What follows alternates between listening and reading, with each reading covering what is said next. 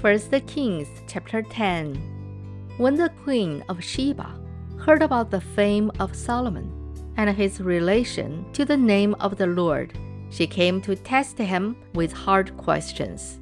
Arriving at Jerusalem with a very great caravan, with camels carrying spices, large quantities of gold, and precious stones, she came to Solomon and talked with him about all that he had on her mind. Solomon answered all her questions. Nothing was too hard for the king to explain to her. When the queen of Sheba saw all the wisdom of Solomon and the palace he had built, the food on his table, the seating of his officials, the attending servants in their robes, his cupbearers, and the burnt offerings he made at the temple of the Lord, she was overwhelmed. She said to the king, "The report I heard in my country about your achievements and your wisdom is true. But I did not believe these things until I came and saw with my own eyes. Indeed, not even half was told me. In wisdom and wealth, you have far exceeded the report I heard. How happy you men must be!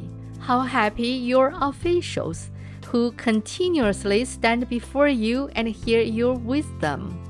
Praise be to the Lord your God, who has delighted in you and placed you on the throne of Israel. Because of the Lord's eternal love for Israel, He has made you king to maintain justice and righteousness." And she gave the king 120 talents of gold, large quantities of spices, and precious stones. Never again were so many spices brought in as those the queen of Sheba gave to King Solomon. Hiram ships brought gold from Ophir, and from there they brought great cargoes of almug wood and precious stones. The king used the almug wood to make supports for the temple of the Lord and for the royal palace, and to make harps and lyres for the musicians. So much almug wood has never been imported or seen since that day. King Solomon gave the queen of Sheba all she desired and asked for, besides what he had given her out of his royal bounty. Then she left and returned with her retinue to her own country.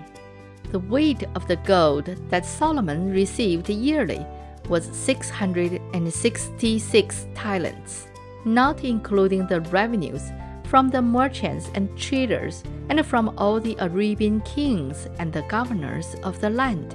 King Solomon made 200 large shields of hammered gold. 600 beakers of gold went into each shield. He also made 300 small shields of hammered gold with 3 minas of gold in each shield. The king put them in the palace of the forest of Lebanon. Then the king made a great throne inlaid with ivory and overlaid with fine gold.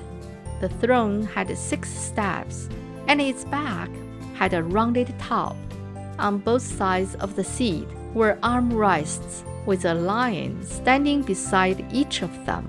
12 lions stood on the 6 steps, one at either end of each step. Nothing like it had ever been made for any other kingdom. All King Solomon's goblets were gold, and all the household articles in the palace of the forest of Lebanon were pure gold. Nothing was made of silver, because silver was considered of little value in Solomon's days. The king had a fleet of trading ships at sea, along with the ships with Hiram. Once every 3 years it returned, carrying gold, silver, and ivory, and apes and baboons. King Solomon was greater in riches and wisdom than all other kings of the earth. The whole world sought audience with Solomon to hear the wisdom God had put in his heart. Year after year, everyone who came brought a gift, articles of silver and gold, ropes, weapons, and spices, and horses and mules. Solomon accumulated chariots and horses. He had 1,400 chariots and 12,000 horses, which he kept in the chariot cities and also with him in Jerusalem. The king made silver as common in Jerusalem as stones, and cedar as plentiful as sycamore, fig trees in the foothills. Solomon's horses were imported from Egypt and from Kue. The royal merchants purchased them from Kue. They imported a chariot from Egypt for 600 shekels of silver and a horse for 150. They also exported them to all the kings of the Hittites and of the Arameans. This is the end of 1 Kings chapter 10. 神的话语要昼夜思想，玉恩读经频道期待与您下次再见。